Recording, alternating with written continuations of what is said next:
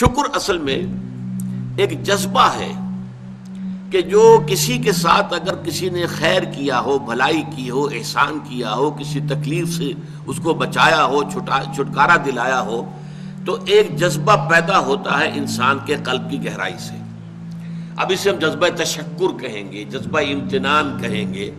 یہ قلب کی گہرائی سے ابھرتا ہے اور پھر زبان پر بھی آتا ہے. آپ کا شکریہ، میں آپ کا شکریہ ادا کرتا ہوں. یہ شکر جو ہے در حقیقت یہ فطرت کی صحت کی علامت ہے. اگر فطرت صحیح ہے تو شکر لازماً ہوگا، اور اگر شکر نہیں ہے تو معلوم ہوا کہ فطرت مسخ ہو چکی ہے. آپ کے ساتھ کسی نے بھلائی کی اور آپ کے اندر یہ جذبہ بھی پیدا نہیں ہوا. یہ تو حیوانات تک کے اندر ہے.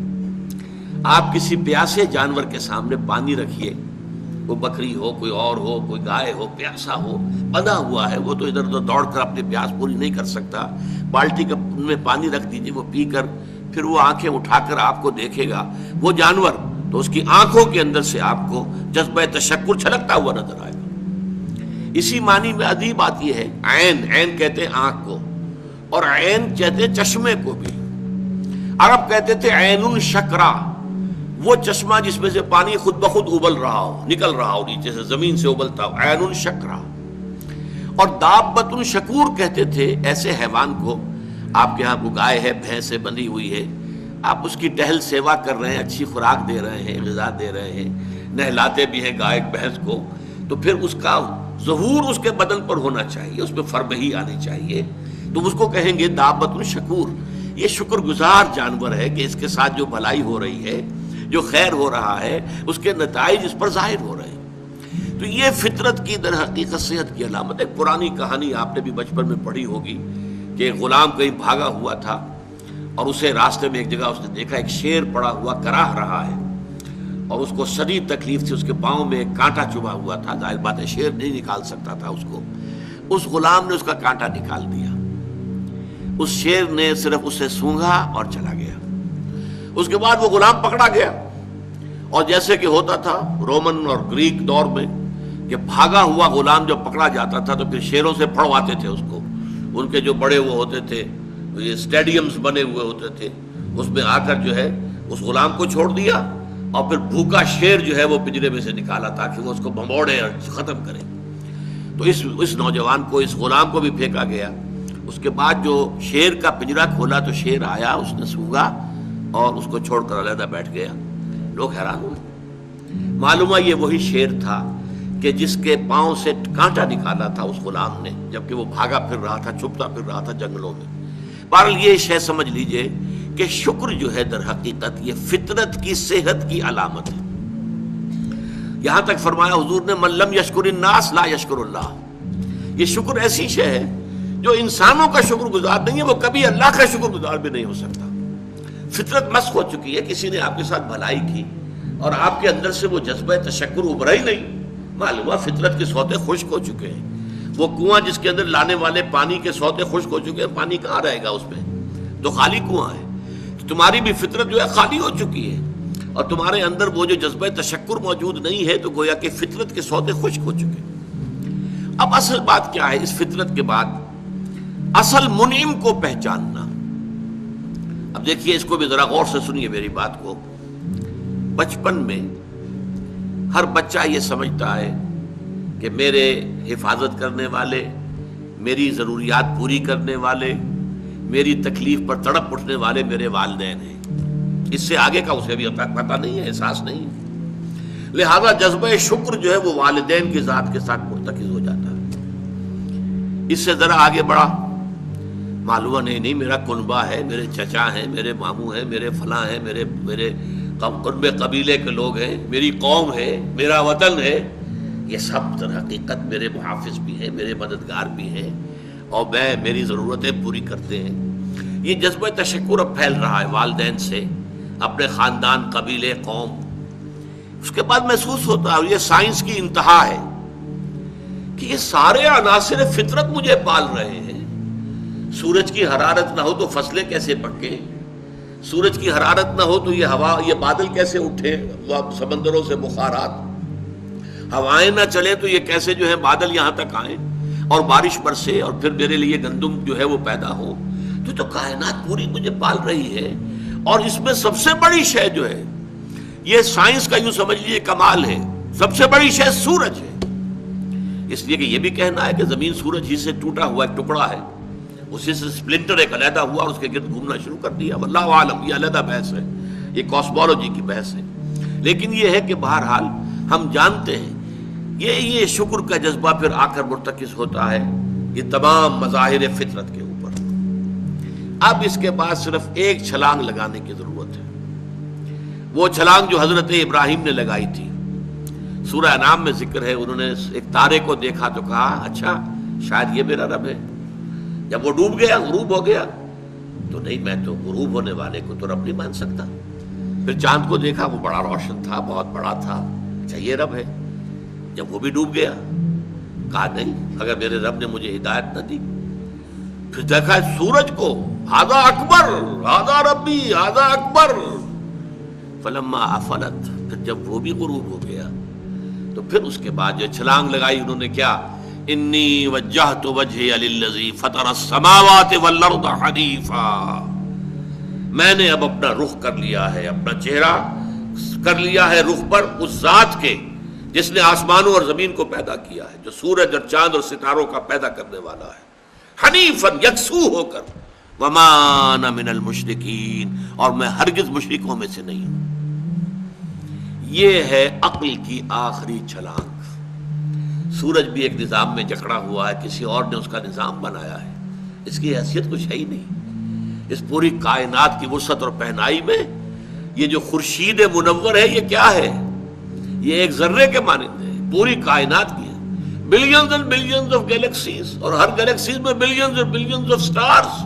اندازہ تو کیجئے اس کی وسعت کا کوئی تصور ممکن ہے؟ انسان کو چکر آتا ہے. یہ تمام جو ہے اعداد و شمار جو یہ آتے ہیں ہمارے سامنے ایسٹرونومی میں، چکر آتا ہے. سورج کی کیا حیثیت ہے؟ ہاں ایک ہستی ہے کہ جس نے ان سب کو جکڑا ہوا ہے، جس کے نظام میں ہے، جس کے قانون کے اندر یہ جکڑے ہوئے ہیں. بحسبان، یہ ایک حساب کے ساتھ چل رہے ہیں، اور حساب کسی نے معین کیا ہوا ہے. یہ ہے در حقیقت عقل کا کام. یعنی فطرت کی سلامتی، جذبہ تشکر. شکر کس کا؟ سب سے بڑی بات اللہ کا شکر. ایک بات اور نوٹ کر لیجئے، یہی جذبہ تشکر ہے جو پھر عبادت کی شکل اختیار کرتا ہے. دیکھیے شکر، آپ کے ساتھ کسی نے بھلائی کی، آپ کی فطرت کا تقاضا نمبر ایک یہ کہ اس کا شکریہ ادا کریں. نمبر دو یہ کہ آپ بھی کوشش کریں کہ کوئی میں بھی اس کی خدمت کروں، کو میں اس کو بدلا دوں. ہل جزاء الاحسان الا الاحسان، بھلائی کا بدلہ سوائے بھلائی کے اور کیا ہو سکتا ہے؟ لیکن فرض کیجئے کہ وہ ہستی اتنی بلند و بالا ہو، والدین کی آپ کچھ نہ کچھ خدمت کر کے، کچھ کسی درجے میں جو انہوں نے بچپن میں پالا پوسا تھا، کسی درجے میں آپ اس کا جواب، اس کا بدلہ دے سکتے ہیں. بڑھاپے میں یہ ہے کہ انہیں فلا تقل لهما اف ولا تنهرهما، انہیں اف تک نہ کہا جائے، انہیں جھڑکا نہ جائے، ان کی اطاعت کی جائے، ان کی فرما برداری کی جائے. ہاں ناحق بات میں ان کی بات نہیں ماننی ہے، شرک پہ مجبور کریں تو ان کو نہیں ماننا، ان کے حکم کو، لیکن باقی یہ اور چیزوں کے اندر ماننا ہے. تو یہ سارا معاملہ یہ کسی نہ کسی درجے میں آپ نے اسے بدلہ دے دیا اور جو بھی ہے. لیکن جہاں کہیں ایسی ہستی کا شکر ہے کہ جسے آپ کو بدلہ دے ہی نہیں سکتے، سورج کو کیا بدلہ دیں گے، وہاں یہی جذبہ تشکر جو ہے جذبہ عبادت میں ڈھل جاتا ہے. ہاتھ جوڑ کے کھڑے ہو گئے سورج کے سامنے، ڈنڈوت کر رہے ہیں، سجدہ کر رہے ہیں. یہ کیا ہے، کیوں ہے؟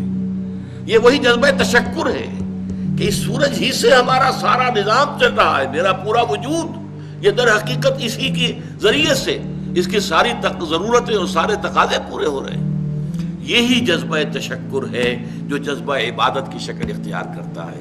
اور جب جذبہ تشکر صحیح جگہ جا کر لگ گیا، یعنی جیسے کہ میں مثال بارہا دیتا رہا ہوں کہ اگر آپ کو کسی اونچی فصیل پر چڑھنا ہے اور آپ کے پاس جو ہے وہ ایک کمند ہے، تو پہلے کمند کو آپ پھینکیں گے اونچا، آپ کے بازو میں طاقت ہونی چاہیے. اگر بازو میں طاقت ہی نہیں ہے تو کمند کہیں قریب ہی جا کے اٹک گئی تو جہاں تک وہ اٹکی ہے وہیں تک چڑھ سکتے ہیں نا، اس سے آگے تو نہیں جا سکتے. تو کمند کو پہنچانا ہے پہلے اونچائی تک. اب دیکھیے اس کو اقبال نے کہا ہے یزداں بکمند آور، اے ہمت مردانہ، تمہاری کمند یزداں کے ساتھ جا کر جڑے، اللہ کو پہچانو۔ تمہاری عقل کا جو ہے در حقیقت امتحان یہ ہے کہ اصل منعم حقیقی، اصل محسن حقیقی، اس کے انعامات، اس کے احسانات، اس نے تمہیں پیدا کیا، تمہاری ضرورت کی چیزیں پیدا کی۔ ان تعدوا نعمت اللہ لا تحصوها، اگر تم اللہ کی نعمتوں کو گننا چاہو کبھی احسان نہیں کر سکتے، کبھی ان کی گنتی نہیں کر سکتے۔ اس کے لیے تمہارا جذبہ شکر جو ہے وہ ڈھل جانا چاہیے جذبہ عبادت میں۔ اور یہاں اس رکوع کے اعتبار سے اس کے جو سب سے بڑا مظہر ہے وہ اب آ رہا ہے، وَإِذْ وَلَقَدْ آتَيْنَا لُقْمَانَ الْحِكْمَةَ أَنِ اشْكُرْ لِلَّهِ، أَنِ اشْكُرْ لِلَّهِ، گویا کہ حکمت کا تقاضا یہ کہ شکر کا جذبہ اللہ تعالیٰ کی ذات کے ساتھ وابستہ ہو جائے۔ وَمَنْ يَشْكُرْ فَإِنَّمَا يَشْكُرُ لِنَفْسِهِ، اور جو کوئی شکر کرتا ہے وہ اپنے بھلے کو کرتا ہے۔ اللہ کا کوئی کام نہیں بنتا اس سے، اللہ کی کوئی ضرورت پوری نہیں ہوتی، وہ ضرورت سے مبرہ ہے، منزہ ہے، اعلیٰ ہے، عرفہ ہے، اس کی کوئی ضرورت نہیں، احتیاج ہے ہی نہیں، وہ محتاج نہیں ہے، وہ تو غنی ہے۔ تو اس لیے فرمایا من یشکر فانما یشکر لنفسہ، لنفسہ سے مراد کیا ہے؟